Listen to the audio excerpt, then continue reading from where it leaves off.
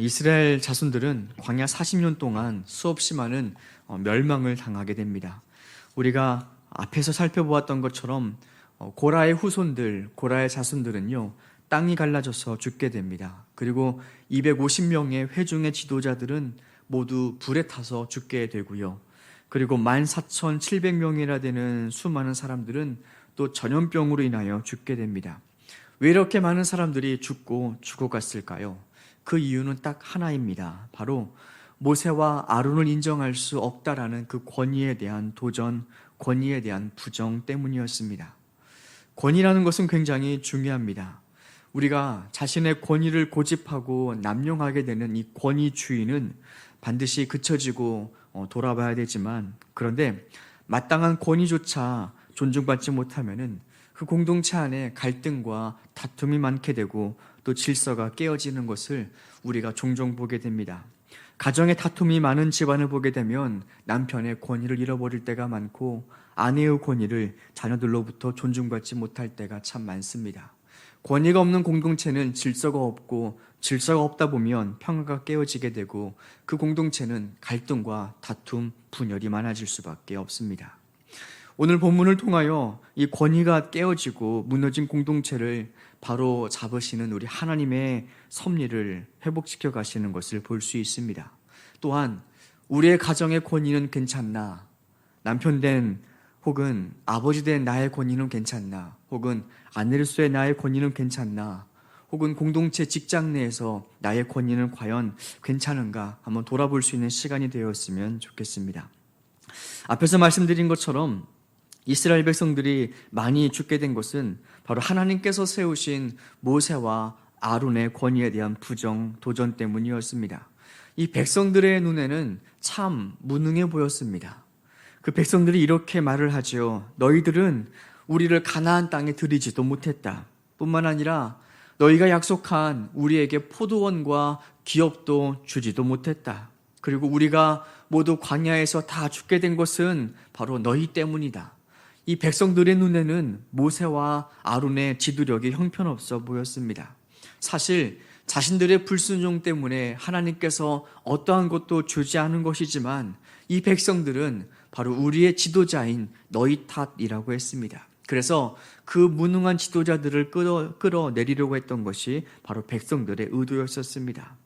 하나님께서는 이 무질서를 해결하시기 위하여 각 지파별로 지팡이 하나씩을 가져오라 하십니다. 그리고 그 지팡이에 각 지파에 대표되는 사람의 이름을 쓰라 하시고 그 지팡이를 하나님의 지성소 안에 두었다가 다음날 그 지팡이에 싹이 나는 그 지팡이가 바로 하나님께서 세우시는 참된 지도자의 증거라고 말씀하십니다.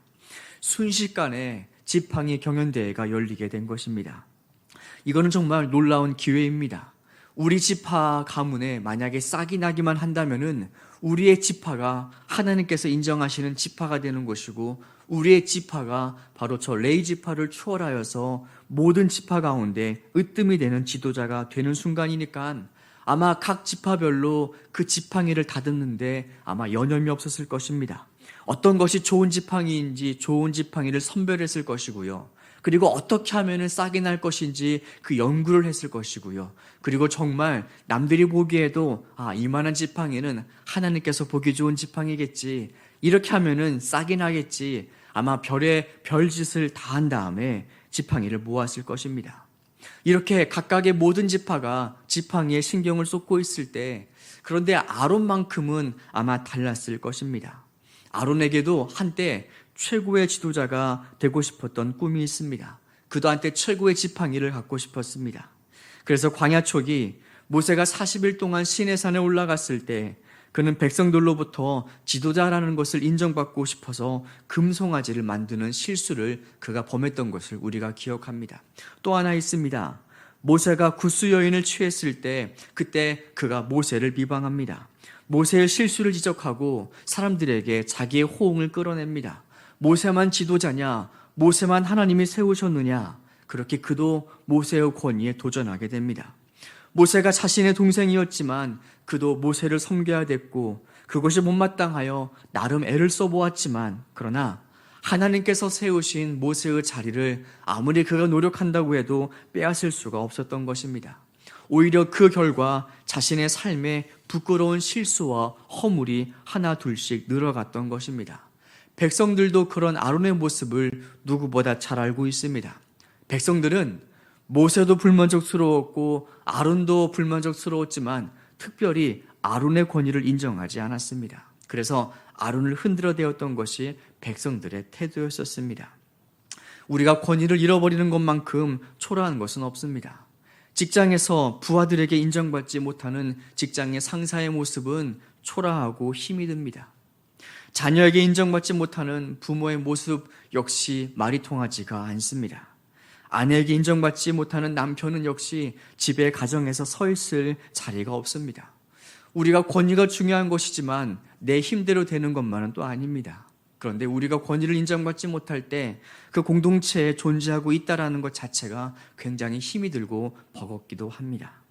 한 가장의 일기입니다. 그 가정이 이런 글을 썼었습니다. 이제 가정에 문제가 생겨서 가족회의가 필요했던 것 같습니다. 그래서 모여서 우리 가족회의를 하자라고 그 가장이 가족들에게 말을 합니다. 그런데 딸이 아빠에게 말합니다. 아빠, 이미 가족회의 하기에 늦었어. 그 말을 듣고 있던 아내가 옆에서 거듭니다. 맞아 여보, 이미 늦었는데 무슨 가족회의야. 그리고 가족회의를 할지 말지를 왜 여보 혼자 결정해. 이 남편으로서는 자존심이 상당히 상했습니다. 오래전부터 그 문제 때문에 고심하고 그리고 기도 끝에 내놓은 결정인데 남편으로서 아버지로서 조금도 존중받지 못하는 태도를 경험하게 되니까 이게 화가 치밀어 오르게 됩니다. 정말 이 사람들이 내 가족이 맞나? 내가 진짜 이 가족의 가장이 맞나? 욱하는 생각이 들어서 다시는 내가 이 가족들하고 대화를 하지 않겠다라고 마음속에 그렇게 다짐했다라고 합니다. 사실 그 가족의 자녀의 문제를 위해서 오랫동안 금식 기도도 하고 애를 썼지만 그런데 이 자신의 부끄러운 모습 때문에 떳떳하게 말할 자신이 없었다라고 합니다. 나부터 하나님 앞에서 바로 서 있지 못하는데 어떻게 자녀들에게 가족들에게 바르게 살라라고 말할 수 있겠냐며 항상 속으로만 생각하고 삼켜왔었다라고 합니다. 어느덧 그렇게 살다 보니까 이제는 남편으로서 아버지로서의 모든 권위를 다 잃어버리게 된 것입니다. 바로 아론이 지금 딱 그러한 심정입니다. 백성들의 잘못을 보면서도 저렇게 하면은 분명히 후회할 거라는 것을 알면서도 그 백성들에게 당당하게 떳떳하게 말할 수가 없는 아론의 입장이 바로 그러했습니다. 그런데 전혀 뜻밖의 결과가 이 과정 가운데 일어나게 됩니다. 하나님께서 다음 날 오직 아론의 지팡이에만 싹이 나게 하십니다. 8절의 말씀을 보시면 이튿날 모세가 증거의 장막에 들어가 본즉 레위 집을 위하여 낸 아론의 지팡이에 우미 돋고 순이 나서 꽃이 피어서 살구 열매가 열렸더라. 이스라엘 모든 지파가 깜짝 놀랍니다. 내가 볼 때는 분명히 무능한 지도자였는데 내가 볼 때는 더 이상 자격이 없는 사람이었는데 하나님께서 그를 인정해 주셨다는 것입니다. 더 이상 이 일로 말미암아 백성들은 아론에 대해서 지도력을 의심하지 않고 품지 않게 되었다는 것입니다. 우리가 주목할 것이 있습니다. 사람들은 실력이 대단한 사람, 업적을 많이 쌓은 사람들에게 권위를 부여해 줍니다. 그런데 하나님은 그렇지 않다라는 것입니다. 우리는 겉모습만 보고 그의 겉외모만, 능력만 볼 수밖에 없지만 하나님은 그 사람의 중심을 보고 계신다는 것입니다. 그래서 권위는 하나님께서 하나님이 쓰실 사람에게 친히 부여해 주신다는 것을 우리가 볼 수 있습니다. 아무리 초라해 보여도 아무리 무능해 보여도 하나님이 주시는 권위를 우리가 인정해야 된다는 것입니다. 로마서 13장에서 바울이 말합니다. 각 사람은 위에 있는 권세들에게 복종하라. 권세는 하나님으로부터 나지 않음이 없나니 모든 권세는 다 하나님께서 정하신 바라. 그런데 우리가 한 가지 주목해 볼 것은 이 아론의 권위가 어디서부터 회복되고 있는지를 한번 주목해서 봐야 합니다. 오늘 4절 말씀 보니까 이렇게 기록되어 있습니다. 그 지팡이를 회막 안에서 내가 너희와 만나는 증거계 앞에 두라. 한마디로 하나님의 말씀 앞에 두라는 것입니다. 7절에서 또한 말씀하시죠. 모세가 그 지팡이들을 증거 장막 안 여호와 앞에 두었더라. 즉 하나님의 말씀 앞에 서 있는 아론의 지팡이 가운데 싹이 났다라는 것입니다. 다른 사람들의 지팡이도 말씀 앞에 있었지만 그 수많은 사람들의 마음은 이미 교만했었습니다. 스스로 높아지고 싶었고 스스로 으뜸이 되고 싶었기 때문에 하나님께서 낮추신 것입니다. 그러한 마음밭은 아무리 하나님 말씀 앞에 서 있다 할지라도 하나님의 싹, 하나님의 능력, 권위가 부여되지 않습니다. 그런데 아론은 달랐습니다. 스스로의 부끄러운 모습을 잘 알았고 스스로 실수했던 것이 무엇인지 알았기 때문에 아마 그때만큼은 겸허하게 하나님께서 하시는 일을 받아들이기로 작정했을 것입니다. 자신의 부끄러움을 알고 자신의 연약함을 알고 더 이상 자신의 권위를 주장하기를 포기했을 때 바로 하나님께서 그 겸손한 가난해진 아론의 마음밭에 아론의 그 지팡이에 싹이 나게 하셨다는 것입니다. 비록 백성들이 자신을 거역하여 하나님의 징계로 죽어갔지만 그런데 아론은 그들을 위하여 그 죽음과 산 사람의 경계에 서는 것을 우리가 지난 시간에도 살펴본 적이 있습니다. 그 가난해진 마음에 백성들을 진실로 위하는 그 마음에 하나님께서 긍휼로 덮으시니까 그 마음 지팡이에 하나님의 권능과 권위가 부여되는 것을 우리가 볼 수 있습니다. 우리의 권위가 어디에서 세워지는가? 하나님의 말씀 앞에 나아갈 때 우리의 삶에 하나님의 인정하시는 권위가 회복된다는 것입니다. 지팡이는 죽은 나무입니다. 아무것도 아닙니다. 도저히 싹이 날 수 없고 꽃이 필 수 없고 열매도 맺을 수가 없는 철저하게 말라버린 막대기에 불과합니다. 그런데 하나님의 말씀 앞에 갖다 두면, 하나님의 말씀 앞에 우리가 서 있으면 그 말라버린 인생에도 하나님의 권위가 회복된다는 것입니다. 어느덧 잊어버렸던 아버지의 권위가 회복이 되고 잃어버렸던 어머니의 권위가 회복이 되고 그리고 공동체로서 나에게 주어진 하나님의 권위가 우리가 말씀 앞에 겸손하게 서 있을 때 회복된다는 것을 우리가 본문의 말씀을 통해서 볼 수 있습니다. 에스겔을 통해서도 말씀하시지요. 하나님께서 에스겔에게 완전히 말라버리고 더 이상 가치가 없고 쓸모가 없는 마른 뼈들을 에스겔에게 보여줍니다. 그리고 그 뼈가 심이 아주 말랐다라고 기록됩니다. 그런데 하나님께서 에스겔을 통하여 하나님의 말씀을 대언할 때 그 말라버렸던 뼈가 회복되는 것을 보게 됩니다. 힘줄이 생기고 살이 덮어지게 되고 가죽이 생기고 그리고 하나님의 생기가 그에게 들어가서 더 이상 쓸모없는 뼈 조각이 아니라 하나님께서 쓰시는 하나님의 군대가 되었다.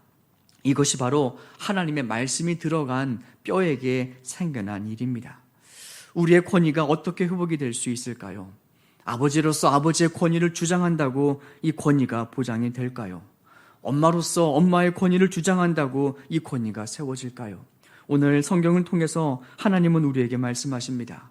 권위를 세우시는 것은 하나님이고 권위가 하나님의 말씀 앞에 하나님과 만나는 장소에서 회복이 된다는 것입니다.